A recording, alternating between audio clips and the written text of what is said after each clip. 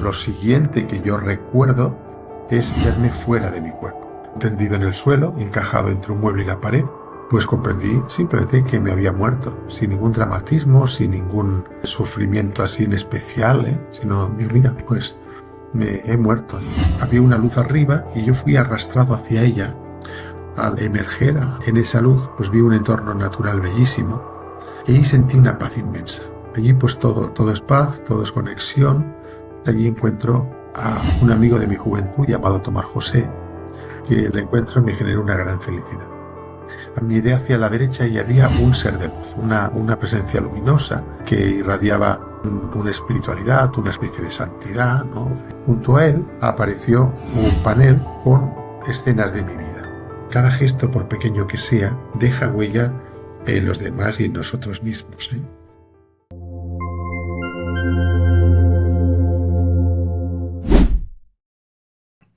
Hola amigos, hoy nos acompaña el doctor José Morales del Río, quien experimentó en primera persona una experiencia cercana a la muerte extraordinaria que hoy se anima a compartir con nosotros y cómo esta experiencia finalmente le cambió completamente el sentido de la vida. Bienvenidos a Lo Invisible. Doctor José Morales, muchísimas gracias por contar con su presencia hoy. Siéntase cómodo, está en su casa, doctor. Gracias, Esteban. Me siento así. Doctor, ¿qué sucedió exactamente ese día cuando comenzó a vivir esta experiencia cercana a la muerte tan determinante para usted en su vida? Pues mira, ese día marcó un antes y un después en mi vida, ¿eh? Viví una situación médica crítica y te lo resumiría diciendo que mi cuerpo colapsó por una arritmia y entonces pues yo comprendo que yo estuve en el límite entre la vida y la muerte, de tal forma que si el paro hubiera durado más me hubieran quedado secuelas graves. No fue así, ¿no? Y entonces yo había tenido otros síncopes, otras complicaciones, digamos, de la arritmia que tenía, ¿no? Pero lo que viví en esta experiencia fue algo muy diferente a lo que la medicina puede describir y yo he estudiado en los libros, ¿no? Eh, Al principio me pareció que esta experiencia era, era singular, era inexplicable y que solo me había pasado a mí, ¿eh? Pero con el tiempo, después de pasarme, pues claro, yo busqué razones, busqué a ver qué me había pasado, por qué, y, encontré muchos testimonios en YouTube y en la bibliografía y en la red, y entonces me di cuenta que lo que yo había experimentado era una cosa que tiene nombres y apellidos, una experiencia cercana a la muerte, que es una experiencia que tiene un patrón sorprendentemente común y que es algo que ha pasado en todas las culturas y momentos históricos, ¿no? En mi caso, por entrar en materia, pues yo me levanté de una siesta y, y caí, no recuerdo más, caí. Y si hubiera recuperado la conciencia sin lo que ahora voy a contar, pues hubiera dicho, mira, pues he tenido un síncope, un desmayo y tal. Pero no, la verdad es que yo no me acuerdo de cuando me caí, no, pero lo siguiente que yo recuerdo es verme fuera de mi cuerpo. Fuera de mi cuerpo, un poco así en alto respecto a mi cuerpo tendido en el suelo, encajado entre un mueble y la pared. Y entonces yo pues observaba, cuando observé el cuerpo aquel que no respiraba, que era el mío, pues, pues comprendí simplemente que me había muerto, sin ningún dramatismo, sin ningún sufrimiento así en especial, sino, mira, pues me he muerto. Eh, Hasta con una cierta indiferencia, una comprensión, ¿no? O sea, estás en eso, nunca te has muerto antes, pero comprendes que te has muerto y ya está. Luego atravesé una transición que, que hay muchas personas que lo describen como un túnel o como un pozo, como una niebla. Yo era más bien como un espacio oscuro e indefinido, en el cual, como si yo tuviera una luz que iluminase mi cuerpo, pero a mí fuera eh, el- pues oscuridad. Y yo había una luz arriba y yo fui arrastrado hacia ella como, como una pluma sería arrastrado por el viento, ¿no? Recuerdo el tacto de la brisa, ¿no? Y yo iba hacia la luz y entonces al emerger en esa luz, pues vi un entorno natural bellísimo. Hay quien, mira, si te parece bien, lo comparo con las generales, con las de muchos, porque así podemos ver un poquito lo que en esto hay de, de común y lo que hay de peculiar, ¿no? En mi caso, yo, por ejemplo, yo vivo al lado de las montañas, los Pirineos, hay pistas de esquí, y las primaveras y los veranos pues son maravillosos, ¿no? Pues yo como digo, pues yo me vi en un entorno de alta montaña. ¿Eh? También es verdad que yo ahora, por ejemplo, vivo en un entorno marinero y seguramente la persona diría, si le pasa esto, que está junto al mar o que está en la barca, ¿no? O que está en medio del océano. O sea, hay un factor en el cual, según tus experiencias, tú le das una forma. Pero lo que digo, los pasos son los mismos, ¿no? O sea, yo llego a este entorno y ahí sentí una paz inmensa, un bienestar que no tengo palabras para describir y que allí pues todo es paz, todo es conexión, todo es bienestar, y no hay nada negativo que decir, ¿no? En ese estado, te diría que beatífico, estuve durante un tiempo en el cual yo pues hubiera estado eternamente, ¿no? Pero aquello en cierto momento se vuelve a hacer como más neutro, pierde brillo, y entonces allí encuentro eh, a un amigo de mi juventud llamado Tomás José, que el encuentro me generó una gran felicidad. Había una segunda persona que apenas interactuó conmigo porque en realidad estaba más lejano, no hubo ninguna transmisión de pensamiento ni nada, solamente todo lo más, una especie de mensaje de recuerda que estoy aquí, pero sin nada más, ¿no? Y aquello era tan distópico que yo muchas veces no lo relataba, pero 2 años después aquello adquirió significado, ¿eh? Simplemente lo dejo así. Después de la interacción tan intensa con Tomás José y la presencia de esta persona, que llamaremos Ramón, eh, pues miré hacia la derecha y había un ser de luz, una presencia luminosa, una presencia que irradiaba una espiritualidad, una especie de santidad, ¿no? Es decir, sobre todo me transmitía bondad. Era como si fuera una especie de gran antena, porque era alto, a escala humana diría que tenía 3 metros, ¿no? Pues eh, que esa figura era luminosa y, como digo, me transmitía como una especie de olas de compasión, de olas de aceptación, ¿no? Y yo me encontraba bien acompañado con este ser. Este ser era majestático, no tenía una interacción ni mucho menos verbal. Todo era, si fuese de alguna forma, era sobre todo emocional y si capta algún pensamiento, pues como telepático, ¿eh? Y, y bueno, su presencia me hacía sentir bien. Junto a él apareció un panel con escenas de mi vida. Te diría que con escenas de toda mi vida, ¿eh? Pero no una cosa estática, sino una cosa como muy dinámica. ¿Sabes lo que pasa? Que falta lenguaje. Falta lenguaje para describir lo que vives. Eben Alexander, una persona que, muy interesante, catedrático de Harvard, que también tuvo una ECM, decía, y creo que con gran acierto, que intentar explicar lo que experimentas es como intentar escribir una novela con la mitad de las letras. Falta lenguaje, ¿no? Bueno, Ya. entonces, esta revisión de vida tuvo una peculiaridad y era, yo me enfocaba sobre todo en los desaciertos. también hubo aciertos, ¿eh?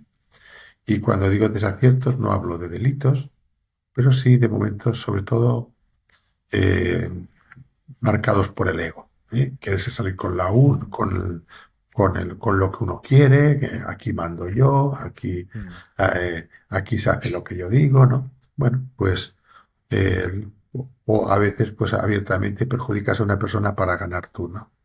Entonces, pues yo veía ahí, no solamente, yo sentía, no solamente la, el que comprendía que lo que había hecho, sino que además lo sentía, sentía las consecuencias que había tenido en las otras personas. Pero una empatía total, ¿eh? Yo digo que no tenía cuerpo y tenía sensaciones corporales. Es curioso, ¿no? Sí sentía, pues, opresión en el pecho o un nudo en el estómago, pero sobre todo emociones, ¿eh? Emociones como puede ser la decepción, la ira, la tristeza, la rabia, ¿no? Pues bueno, la verdad es que eso me hizo sentir muy mal y entonces eso provocó en mí un deseo intenso de querer volver, querer reparar mis actos, esos actos de egoísmo y, para decirlo de otra forma, mejorar mi currículum de amor, ¿eh? Es decir, había estado flojito de eso y quería recuperar en septiembre, ¿no? Que es cuando aquí en España se hacen los exámenes de la universidad. Bueno, pues entonces yo dije, yo quiero volver para arreglar esto. Y el ser de luz, pues, de una manera muy natural, me dijo, bueno, sí, mentalmente, ¿no? Pues si quieres puedes volver. Es decir, simplemente lo permitió. Es decir, y no sé dar más razones, ¿no? Entonces, claro, yo con esto que me pasó, pues yo lo primero que hice fue buscar y cuando encontré testimonios, lo que me sorprendió fue que aunque hay singularidades propias culturales, y el musulmán verá al profeta Mahoma y un judío verá a Abraham y yo quizás pues un ser angelical y otro Jesús, ¿no? Pues y las personas ateas también, las personas ateas también dicen que ven una fuente de energía, una fuente de amor, ¿eh? Es decir, todos tienen eso, ¿no? Es decir, por ejemplo, ¿no? Eh, que hablando de esta figura, pues también, claro, cuando tú ves difuntos, pues tú ves tus difuntos, no ves seres desconocidos. Y lo que digo, cuando hablas de un paisaje, pues cada uno, supongo, lo ves de que hay gente que te habla de, de lugares, de lugares acordes con donde viven, la playa, lo que sea, ¿no? Bueno, pues entonces todo esto a mí me llamó mucho la atención y pasé 6 meses de profunda confusión intentando entender lo que había pasado. Y entonces, tras ese tiempo, que puede parecer mucho tiempo de silencio, pero he de decir que es una décima parte de la habitual. La media son 7 años, con lo cual 6 o 7 meses no me parece un mal promedio, ¿no? Y bueno, ahí ya ocurrió otro proceso, otra transformación que, bueno, iré detallando a medida que tú me preguntes. Doctor, usted nos describía este espacio de luz, ¿no? Donde se reencuentra con este amigo de juventud. ¿Cómo resultó ese reencuentro? Mira, Tomás José fue un chico maravilloso con muchos dones eh, personales, ¿no? Mucho talento eh, intelectualmente, en todo, y con muy mala suerte. Él con 18 años ya tenía la carrera de piano completa. No es aquello de que estaba en tercero o que había hecho unos cursos. No, no, él ya estaba ya a nivel ya de, de concertista.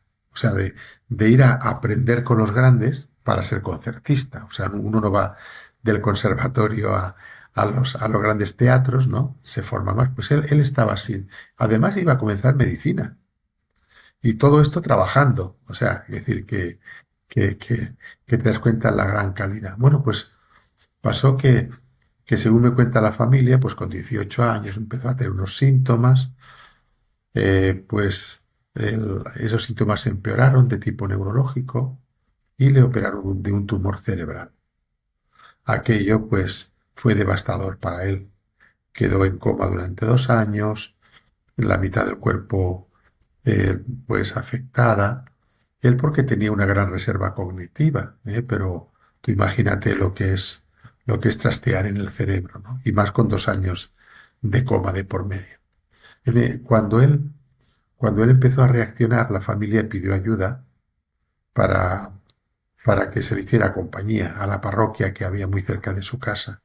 Y bueno, ahí se cruzaron nuestros caminos. Yo era un parroquiano con buena voluntad, ¿no? Y de ahí nació una amistad entrañable, pero que es más simplemente que amistad. Tengas en cuenta que él quedó ciego a consecuencia de la operación y entonces yo, es decir, yo fui su vínculo de él con el mundo, en el sentido que enseguida habría quizás unos 5 o 6 años de diferencia entre él y yo, pero lo acomodé a mi pandilla, que eran también buena gente. Y Tomás José Asin pues tuvo pues unos años muy felices a mi lado. Ya después el tumor se reprodujo y cuando yo tendría unos 23 o 24 años falleció, ¿no? Entonces está claro, esta es la relación que tenía yo con Tomás José. Y explico todo esto para ponerlo porque afectivamente es quizá lo más importante, ¿no? Para mí, aparte de la revisión, que yo cuando lo vi sentí un gran deseo de abrazarlo y como si yo hiciera el gesto, él me detuvo. Y me detuvo, digamos que verbalmente, verbalmente, perdón, mentalmente, no diciéndome frases y nada. Y aquello a mí me chocó porque yo sabía, porque también sentía sus sentimientos, que él tenía unas grandes ganas de abrazar. Y también comprendí algo, que- y es que si lo hubiera abrazado no hubiera vuelto. Él, porque lo he visto en otros testimonios. Sí, en fin, él renunció a eso que tanto deseaba por amor hacia mí. Bueno, es decir, bueno, pues esto fue, pero para mí aquello fue de una intensidad tan grande que ahora no, porque en cierta manera me he habituado a contarlo y estoy en público, pero en los primeros tiempos me echaba a llorar cuando pensaba en aquella escena. Wow, tremendo relato, tremenda experiencia. ¿Y usted cómo lo veía? ¿A él lo veía joven, lo veía sano, lo veía como lo recordaba con 22 años? ¿Cómo usted vivió esa experiencia? Ah, mira. Mejor que nunca porque yo siempre lo había conocido ciego, lo había conocido con déficit neurológico, con una deformación en el cráneo, ¿no? En cambio, allí estaba elegante, guapo. Y si repasamos otros relatos de ECM, cuando uno dice, por ejemplo, vi a mi madre o vi a mi abuela, ¿no? Que murieron hace unos años, pues no es aquella mujer de 90 años con Alzheimer y que no te reconoce, sino que te dicen que es la mamá aquella que te esperaba al volver del colegio con el bocadillo hecho. Y bueno, pues es una constante. La gente, no solamente yo con Tomás José, sino la gente ve a sus seres queridos eh, en el mejor momento de su recuerdo. Claro, en plenitud, claro que sí. En plenitud mismo, y ya te digo, como en mi caso, que nunca lo conocí en plenitud física.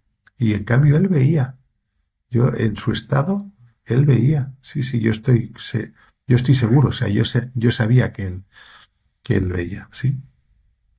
Doctor, ¿y cómo era este espacio donde usted tuvo este encuentro con este ser de luz? ¿Cómo podría definir el espacio? ¿Lo sentía físico? ¿Cómo lo podría describir? Míralo, aquel paisaje alpino se diluyó y entonces quedó un fondo neutro, como si fuese de una luz cálida, todo lo más, que no era un blanco brillante, sino un blanco cómodo, digamos así. Pero bueno, no, es que no hay blanco ni cálido ni esto, es decir, yo una cosa que, que cuando oyes otras personas también lo dicen, cada uno con sus palabras, dependiendo de la capacidad de lenguaje que tienes, ¿no? Eh, que, allí eh, todo es más emocional que sensorial. Entonces, para decir un blanco con un poco amarillo, no. Es decir, yo te diría un blanco acogedor, ya está. Sí, y nada, y aquello era una cosa neutra. En realidad, lo importante eran las emociones, no el entorno. Y cuando yo me emocioné mucho, me sentí muy turbado con mi revisión de vida, pues claro, a mí no me importaba las pulgadas de las pantallitas, sino lo que yo allí veía, lo que yo sentía que había hecho mal. Y bueno, pues el poder decir, el poder repararlo se convirtió en mí en una prioridad y yo digo, yo quiero volver. Y al ser permitido, pues como que me quedé muy tranquilo.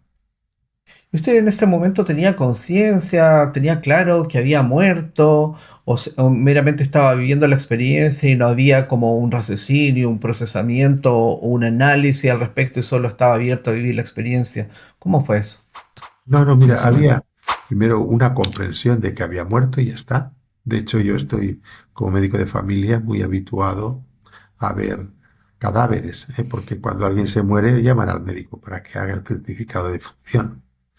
Entonces, no, mira, es como quien deja allí un abrigo tirado en el suelo. Yo más bien era seguir el proceso, el proceso, el proceso.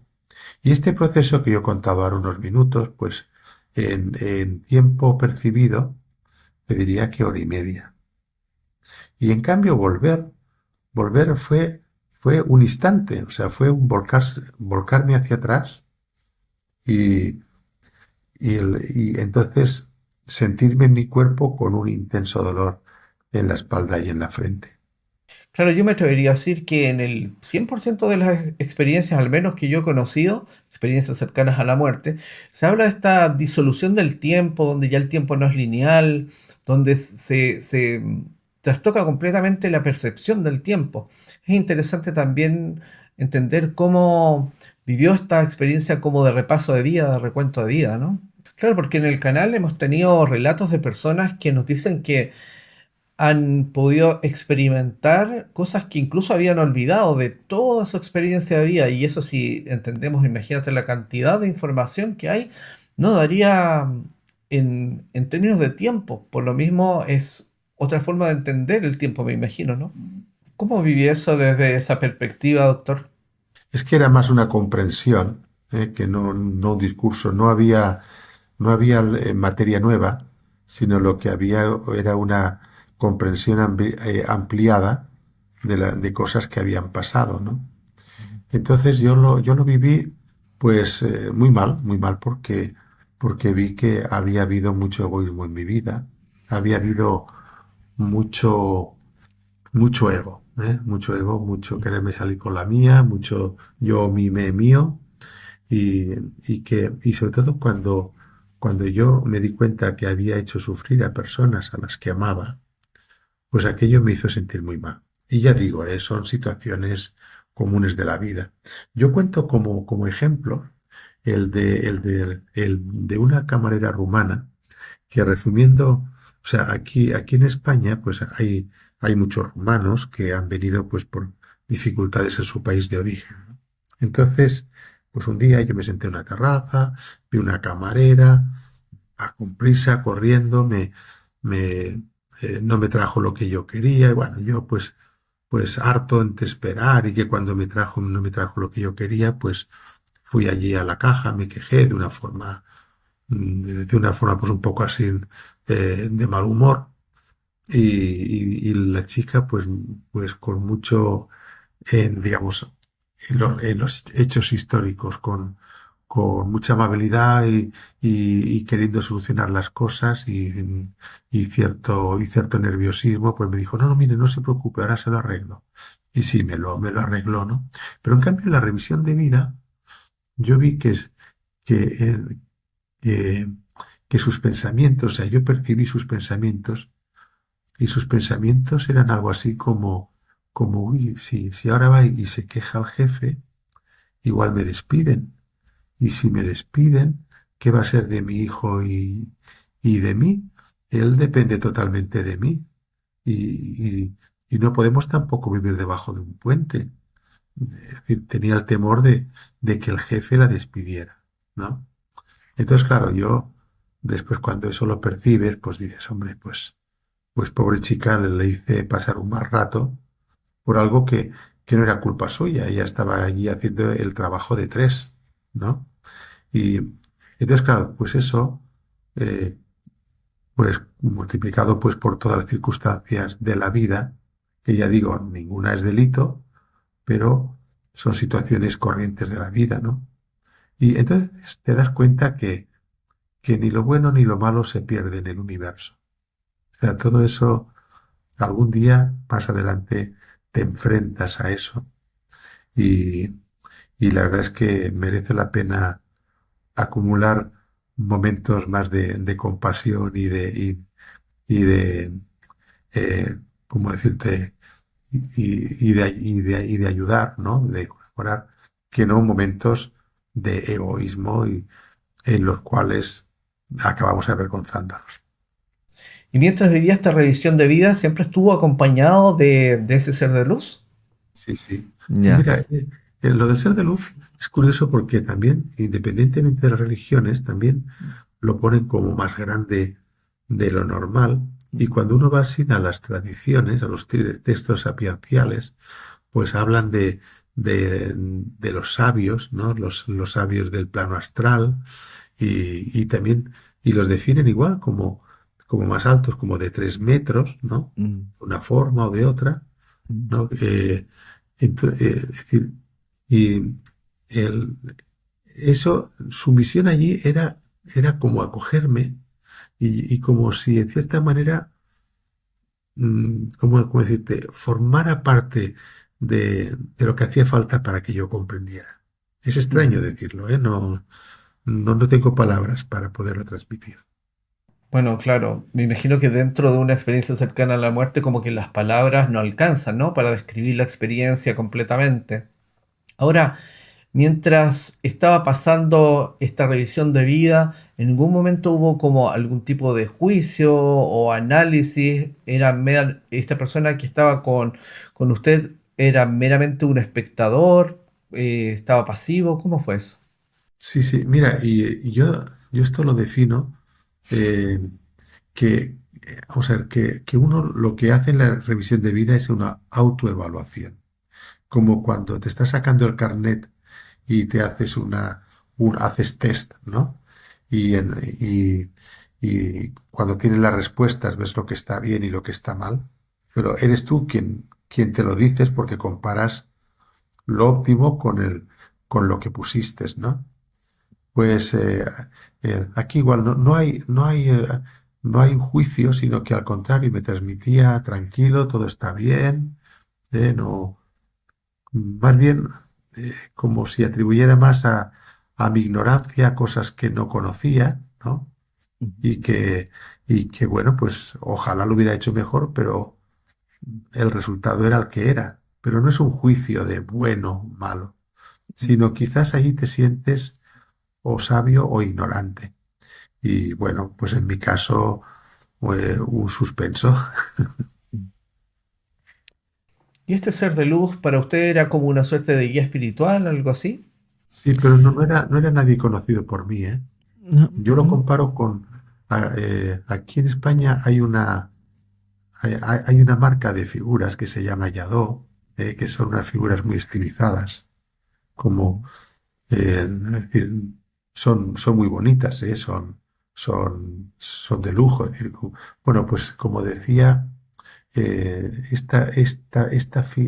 yo la veía sin, y ya te digo, sin movimiento, majestático. Lo que usted relata me llama mucho la atención porque yo hace algunos años atrás, como 5 o 6 años, viví una experiencia, o quizás más, viví una experiencia bien particular donde vi un ser que emanaba luz. Veía su contorno, no podía ver rasgos, pero era un ser como muy alto y emanaba luz, muy parecido. Sí. Sí, sí, sí, sí, mira, y es curioso porque lo escuchas en todos los relatos, o al Sí, menos en muchos, cuando se saca el tema, y dice, no, más alto que una persona. Sí, un ser muy alto y además delgado. Doctor, usted me decía que entiende que tenía la posibilidad de volver o quedarse allá. Finalmente decidió volver. ¿Eso lo decidió usted o de alguna forma lo decidieron ellos, los del más allá? Mira, yo no viví que yo quise volver Ok. y, y eso fue permitido. Entonces, claro, ahí hay un misterio, ¿eh? Yo a veces incluso he llegado a pensar que si no había una especie de prueba del alma, ¿no? Ujú. Como diciendo, bueno, a ver lo que decide, ¿no? Porque no encontré ninguna resistencia. A veces, a veces he leído relatos, ¿no? De que te obligan, de que te echan. Decir, no, no. En mi caso, vamos a ver, se hizo lo que yo quise, o lo que yo pedí, si quieres. Ah, ok. Entiendo que finalmente usted regresó porque quería experimentar y vivir realmente el amor incondicional. Porque finalmente creemos muchas veces que amamos incondicionalmente, pero muchas veces es por apegos o es por que amamos a los más cercanos, pero practicar el amor incondicional para mí creo que es un desafío realmente complejo e importante, ¿no? Me llama la atención que muchas veces en las experiencias cercanas a la muerte se genera como una suerte de desapego que nos cuesta entender desde aquí, ¿no? También me ha llamado la atención, mira, yo no pensé en nada, ni mi familia, ni mi mujer, ni mis hijas, en fin, no había nada que me, que, que me dijera, uy, voy a perderlos o quiero volver por ellos. Y incluso una cosa curiosa es que muchas mamás se, se sienten culpables porque dicen, yo es que no hubiera vuelto. Mm. Yo no pensaba en mi familia, yo no, es decir, me acuerdo una persona que decía, mira, dice, yo quiero muchísimo a mis hijas, dice, pero que me perdonen, pero que yo no tenía ninguna ganas de volver por ellas. Ujú. Es muy constante también este argumento. Hace algunos años atrás tuve la oportunidad de compartir con una persona que había vivido una experiencia cercana a la muerte y él estaba con su esposa al lado y me decía que si a él le hubiesen dado la oportunidad de quedarse, él se quedaba. Pero finalmente lo mandaron de vuelta y él decía que evidentemente no se arrepiente, se siente feliz acá, pero que la forma de sentir era distinta ya y no es que no las quisiera, es sencillamente que se siente distinto, como que siempre estuvieran conectados, como que nunca se desconectan. Y acá estaba feliz de seguir acá, pero en el fondo me dejaba muy claro que la forma de entender y sentir era muy diferente. Doctor, ¿y usted después de vivir esta experiencia cercana a la muerte, finalmente le cambió la forma de entender la vida y la muerte propiamente tal?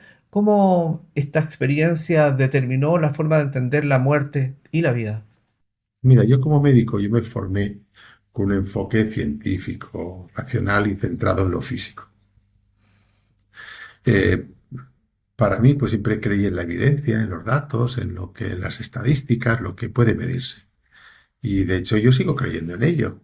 Es decir, toda la ciencia que yo he acumulado en 40 años de profesión, pues está muy bien, ¿no?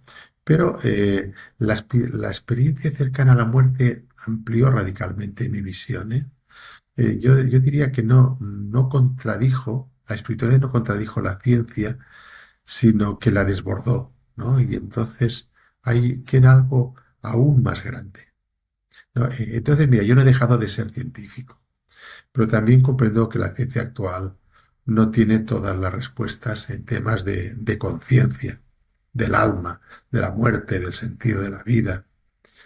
Y esta vivencia a mí en concreto me hizo más humilde, y también más curioso en estos temas. En estos 3 años he leído muchos libros que no los tenía yo en mi lista de libros para leer cuando me jubilase, de espiritualidad y sapienciales, ¿no? Entonces toda esta experiencia me abrió a la posibilidad de que hay una parte de la experiencia humana que aún no comprendemos completamente. Que nosotros estamos tan imbuidos de lo que vivimos y te diría yo que tan desconectados de la sociedad, ay, perdón, de la espiritualidad. Hoy día, ves, uno va en un autobús o está esperando en una sala de espera y antes la gente pues estaban allí esperándose, mirándose unos a otros.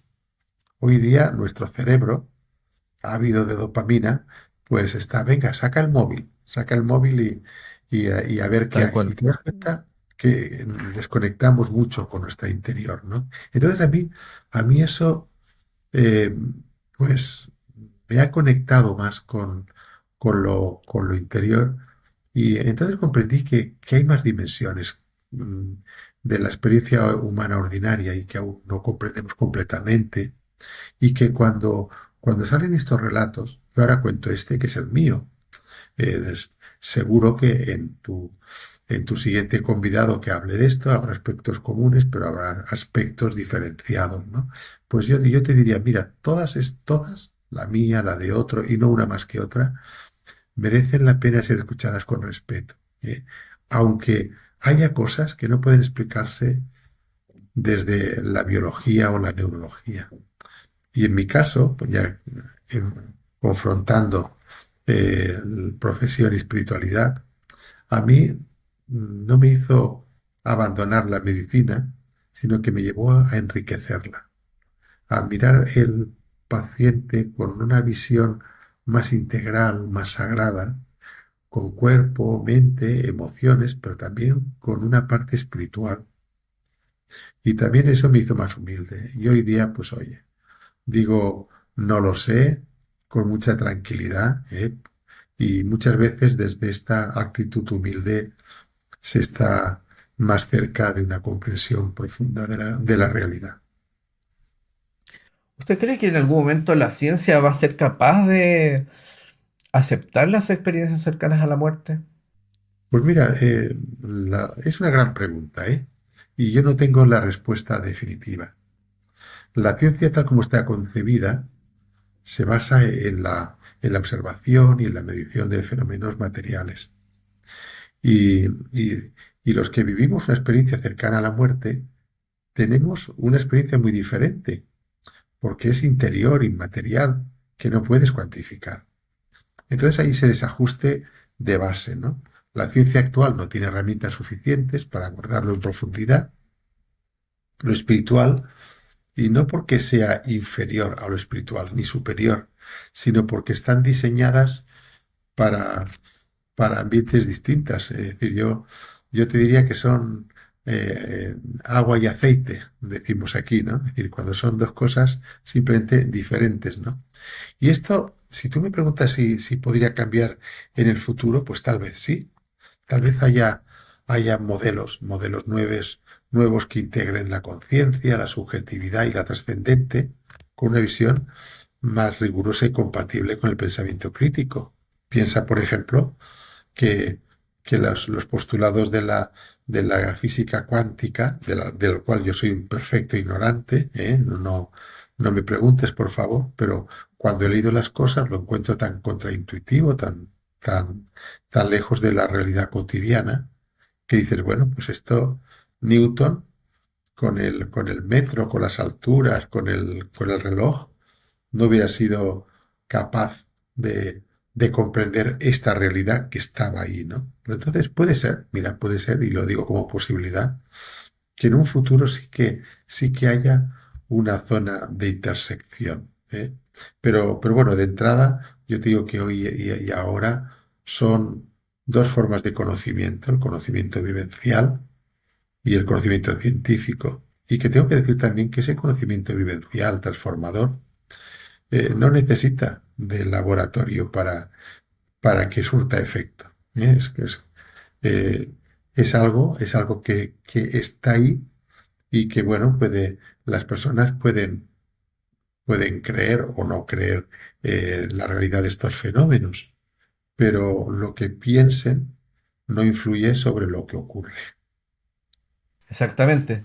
Imagínense en el futuro, se acepta por la ciencia, las experiencias cercanas a la muerte sería como un cambio de paradigma total, así una revolución completa, una forma muy distinta de entender la incluso la estructura de la realidad, ¿no?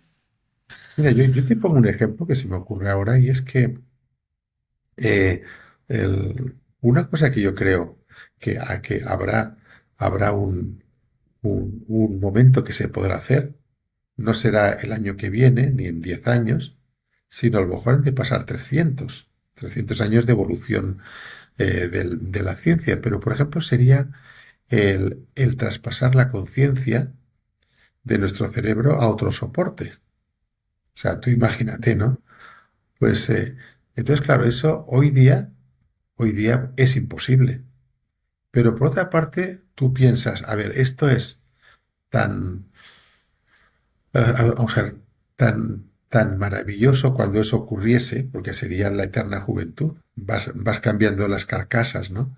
Que es que se producirá porque es que cualquier límite que tú te imagines, pues la ciencia lo traspasa, ¿no? Entonces, igual que hoy día parece imposible que se sea capaz de, de traspasar la conciencia de un soporte a otro, pues yo digo, bueno, y cuando esto sea posible, ¿qué argumentación tendrá y yo lo digo como una hipótesis, pero yo es que lo veo muy natural que esto ocurra, ¿eh? ¿Qué, vamos a ver, qué soporte tendrá el pensar que la espiritualidad no existe?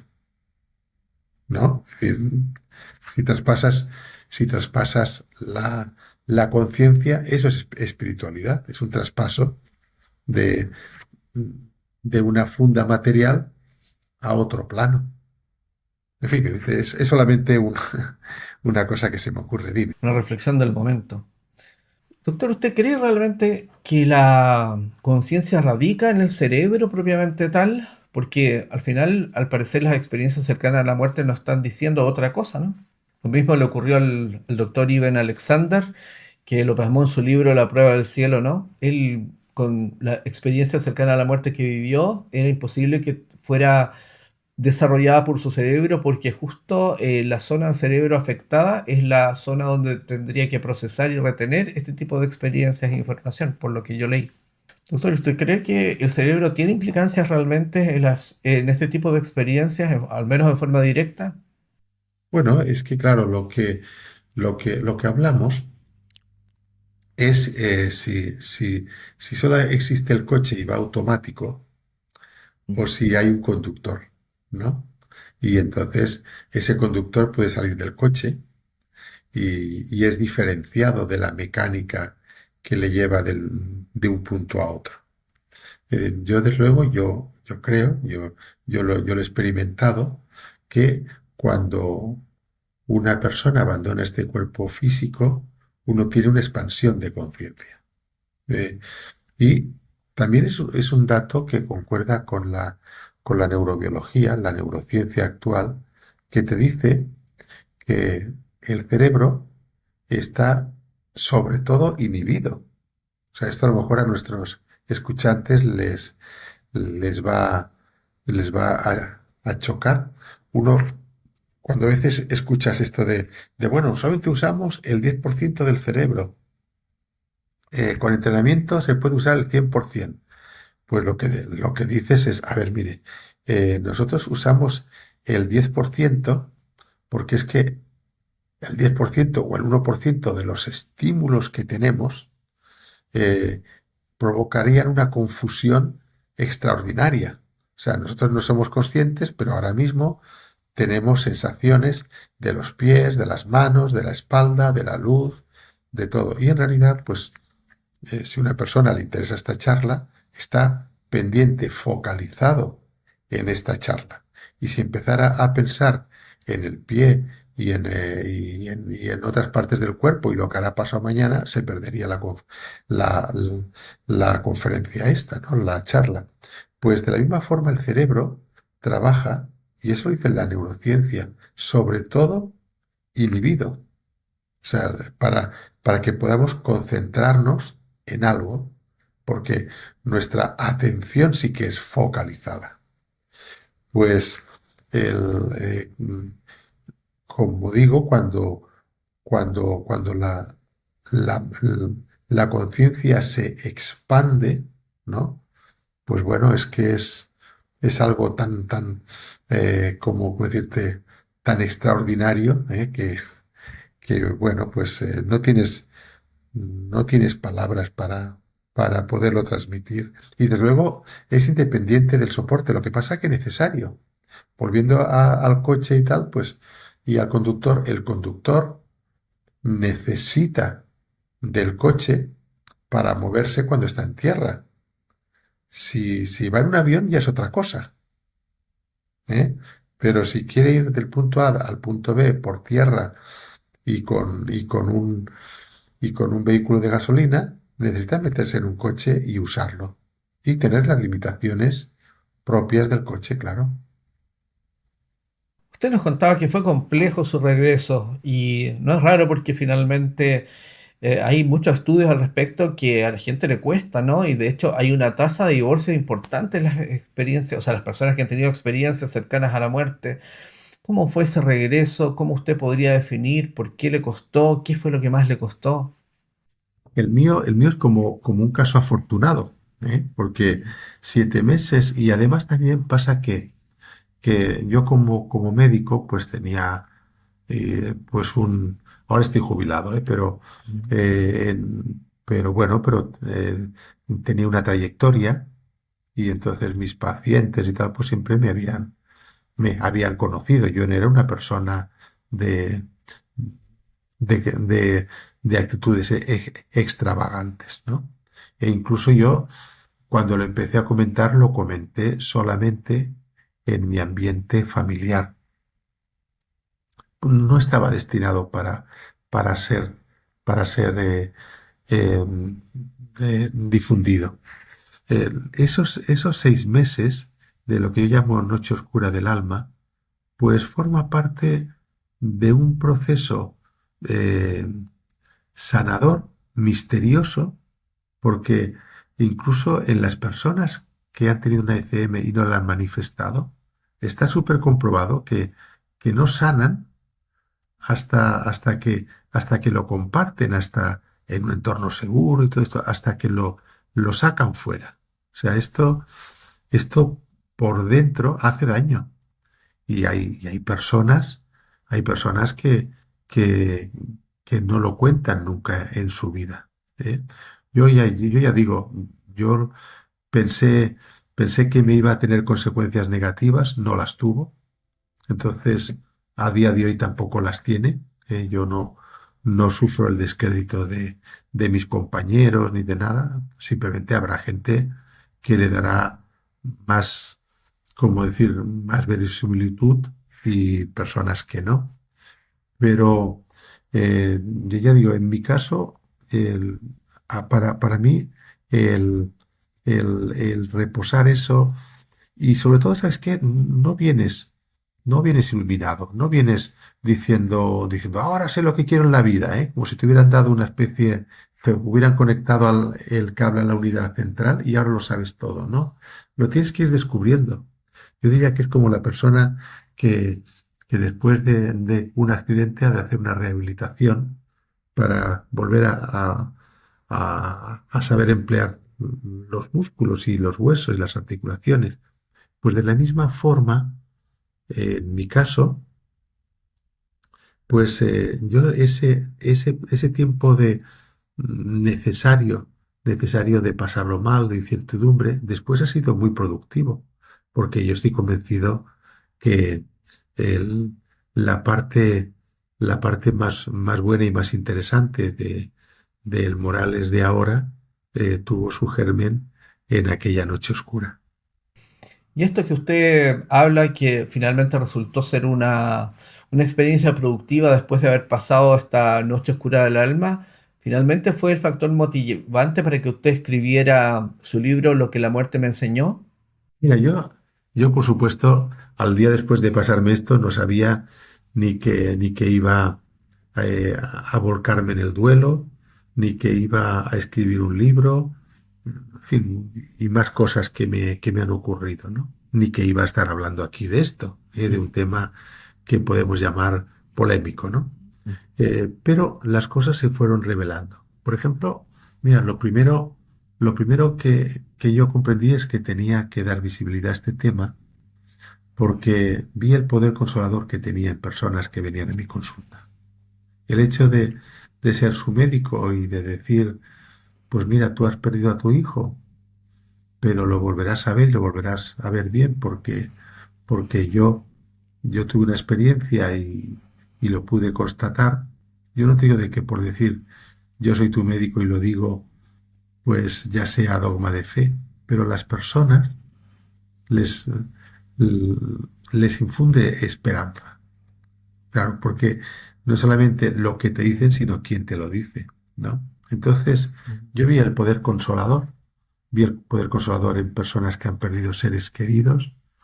Lo del libro, pues a medida que te vas enriqueciendo a nivel de persona, pues llega un momento que dices, oye, pues ahora sí que tengo algo que, que- que transmitir. Y de hecho, ese libro, lo que la muerte me enseñó, es sobre todo, es un texto de autoayuda. Mira, ahí parece, por el título, que me parece poco afortunado, pues, pues el, parece que es que a mí me enseña algo, yo vengo aquí, te lo enseño y siéntate y aprende. Y en realidad es sobre todo un manual de recursos para afrontar la muerte, o bien la propia, o bien la de un ser querido, o bien el miedo a morir. Es decir, que el miedo a morir es muy similar al miedo a vivir. Es Tal cual. cuando nos sentimos amenazados, ¿no? Entonces, ella digo, pero las cosas fueron viniendo y fueron viniendo de forma natural. De tal forma que yo, y ahora, a ver, no pretendo que nadie me crea lo que ahora voy a decir, ¿eh? No, y tampoco no quiero parecer que soy una persona dada a, ¿cómo decir? A fantasías, ¿eh? Pero yo intuyo y entiéndase que no tengo pruebas, que es un proceso sutil que a medida que estás, en este caso, que vas estando preparado, se van presentando las ocasiones. O sea, es decir, Mm, tienes como que ir haciendo etapas y como si una inteligencia superior, llámale como quieras, ujú. pues estuviera con una visión de tablero de ajedrez, ¿eh? Pues sabiendo cuál tiene que ser tu dirección. Y tú eres un peón delante de la torre, ¿eh? Pero, pero esa especie de jugador maestro, ¿no? Está moviendo fichas aquí y allá, y entonces tú das el paso cuando tienes que darlo. Pero siempre partiendo de una, y lo siento así, de una libertad. Tú puedes prestarte o puedes abandonar, pero ya te digo a mí, el irme prestando a cada una de las cosas que la vida me ha puesto delante, en este tema, pues me ha permitido como subir un nivel. Es difícil, de poderlo transmitir. Te hablo más desde el corazón que no desde la argumentación. Sí, sí, entiendo. Finalmente se dan situaciones que uno podría definir como mágicas, ¿no? Situaciones sincrónicas especiales, como un poco raras, pero que finalmente uno lo van encauzando y se va construyendo un camino coherente con un relato o quizás un mensaje coherente, ¿no? Sí, sí, mira, totalmente. Mira, lo bueno que ha tenido la ECM en mí, la ha tenido sobre todo a través de casualidades, que son causalidades, ya lo sabemos, ¿no? Es decir, no voy a empezar con historietas, pero dicen, wow, fíjate, esto es así porque ha ocurrido tal cosa que es muy contraintuitiva, pero que ha beneficiado no a mí, no a mi ego, sino ha beneficiado al proceso. Y cuando tú ves que esta sensación también es transmitida por otras personas que, que también han tenido ECMs, y tú has dicho que hablaste con mi amiga Estrella, y mi amiga Estrella pues lleva años dedicada a estudiar el cambio en 30. las personas.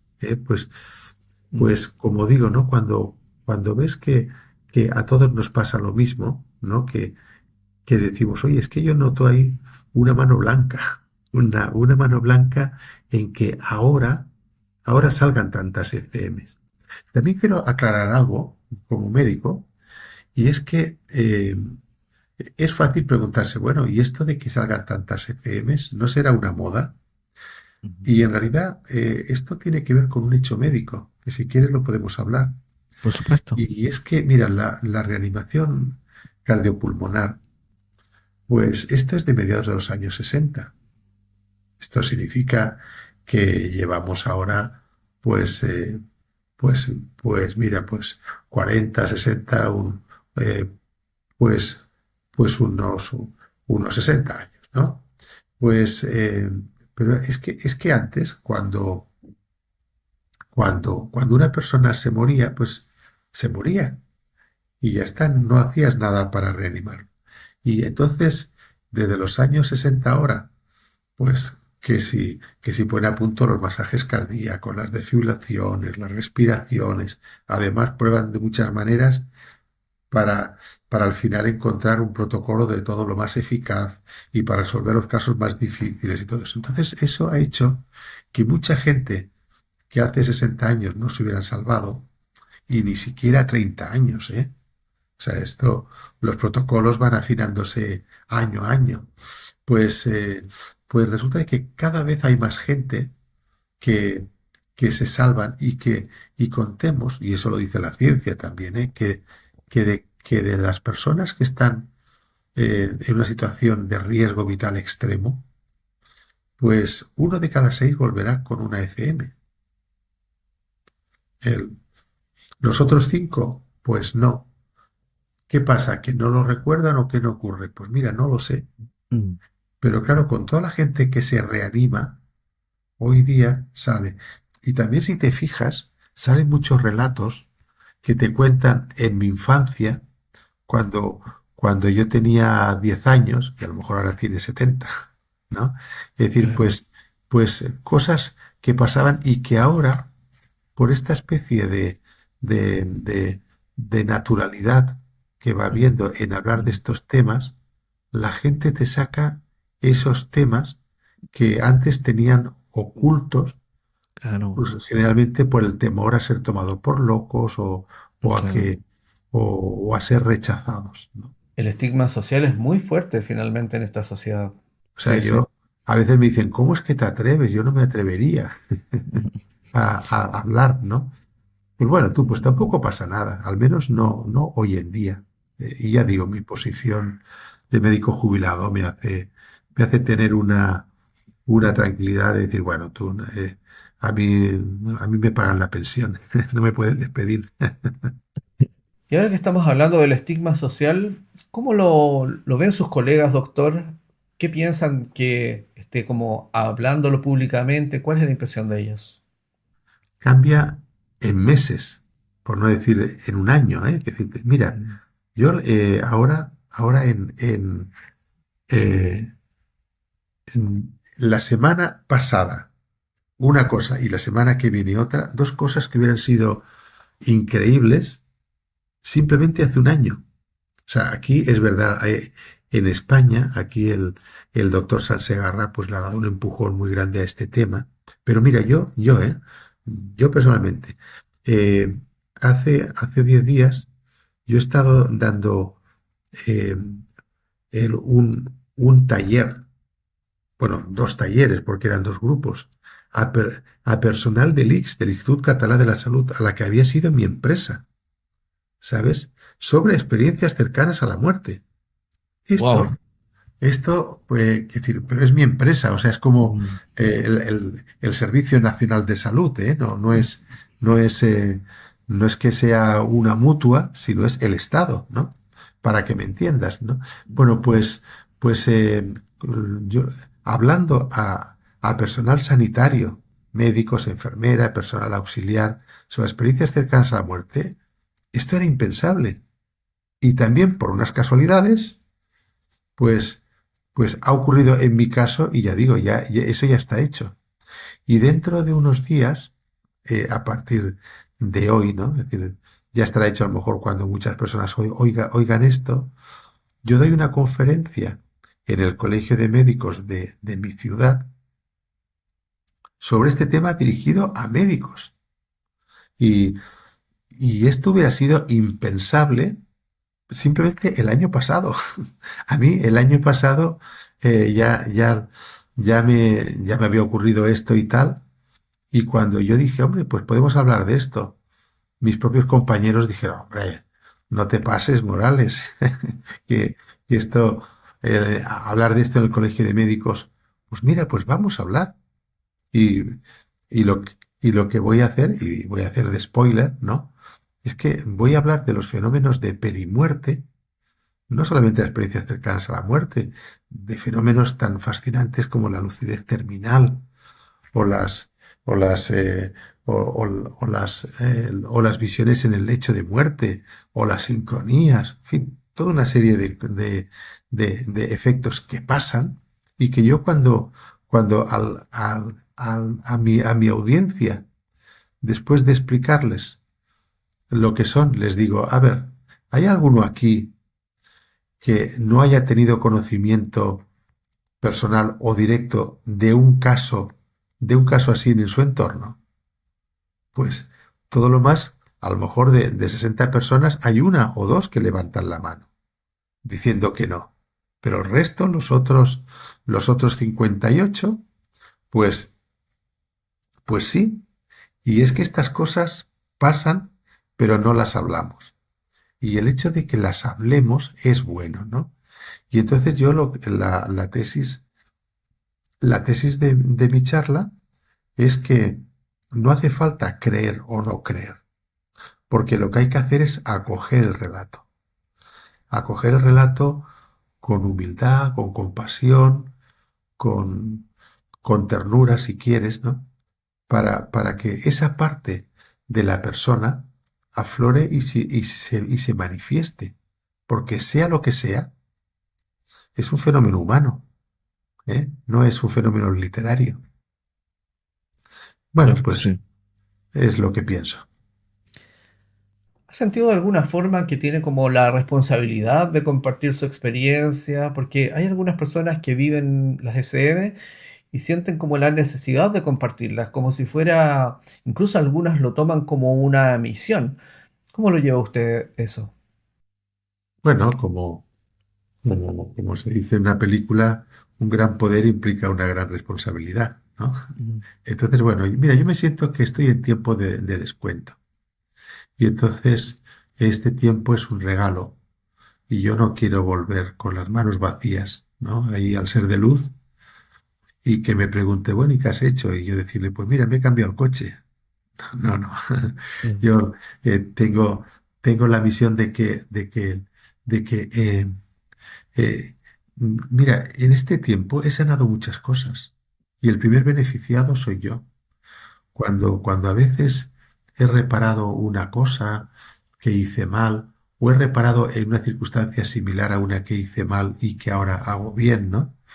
A veces me han dicho, uy, doctor, pues, pues muchas gracias, porque me ha hecho usted mucho bien. Y yo le digo, mire, usted no lo va a entender, pero usted me ha hecho a mí más bien recibiéndolo, ¿eh? que, que, del que usted se puede imaginar a mí. Es usted la que me ha hecho el favor a mí, dejándome que le ayude. Y la persona suele mirarme y dice, bueno, ay, doctor, eh, no es, no es así, es usted, ¿no? Pero yo pienso eso, es decir, yo eh, me siento, me siento más que obligado, me siento motivado a mejorar como persona, entre otras cosas por un motivo egoísta, y es que yo creo que lo que aprendemos aquí no se pierde, se lleva, se lleva Mm. al otro lado. Y es como materia que ya llevamos adelantada. Usted habla que cuando se tiene un gran poder se tiene una gran responsabilidad a la vez. Y en su libro usted habla de cuatro poderes. ¿Podría profundizar en eso, si es posible? Mira, yo lo llamo cuatro poderes Ujú. porque son como llaves que transforman la manera en que miramos la vida y la muerte. Lo llamo poderes porque queda muy bien, también se le podía llamar capacidades, ¿no? Eh, o vías, ¿no? Entonces, mira, yo esto no lo descubrí como quien descubre una fórmula, sino que al reflexionar, al ver en mi propia experiencia y los de otros, qué es lo que generaba el cambio, pues te das cuenta que hay cuatro momentos clave, ¿no? Y de eso tienen esas cuatro capacidades o llaves, ¿no? Entonces, mira, el primero, cuando he hablado de aquel ambiente natural que yo me sentía tan comunicado, pues el primer poder es la conexión con la unidad. Esa certeza profunda de que formamos parte de algo mayor, más amoroso, inteligente, ¿no? Entonces, cuando tú estás ahí, se disuelve el ego y se disuelve la sensación de separación. Tú estás en unidad con eso, ¿no? El segundo poder, por ejemplo, entre comillas, es el amor y el reencuentro con los seres queridos. Porque, porque por lo que yo experimenté allí, nadie muere solo. Siempre hay alguien que te viene a recibir. Mm, Y como dato sí. curioso, en muchos casos las mascotas que se, Mm, que no se menciona, pero cuando escarbas un poquito, bueno, y no habría visto un animal, bueno, sí, estaba mi perro que tenía en mi infancia, pero me da vergüenza decirlo, ¿no? Hablan del abuelito y hablan de, de la tía Manuela, pero no hablan del perro, ¿no? Pues las mascotas muchas veces vienen a recibirte, sobre todo en las experiencias con niños, ¿no? Y entonces, como digo, nadie muere solo y el amor verdadero sigue acompañándonos más allá de la muerte. El tercer poder es el poder del perdón y de la revisión de vida, ¿no? Que es una comprensión compasiva de nuestras acciones. No hay juicios externos, nos autoevaluamos nosotros. Y lo que tenemos es una mirada amorosa que nos ayuda a reconciliarnos con nosotros mismos. Cuando se habla del perdón, hay dos perdones. El perdón a los otros, pero sobre todo el perdón a sí mismo. Y yo he podido constatar que muchas veces, no solamente en mi experiencia, sino de otras personas, cuesta más perdonarse a sí mismo y sus errores que, que los errores de otras personas hacia nosotros, ¿no? Y el cuarto poder es el propósito. Cuando yo reviso mi vida, cuando yo digo he de volver para algo, ¿no? Pues esto es una llamada a vivir con sentido, sabiendo que cada gesto, por pequeño que sea, deja huella en los demás y en nosotros mismos, ¿eh?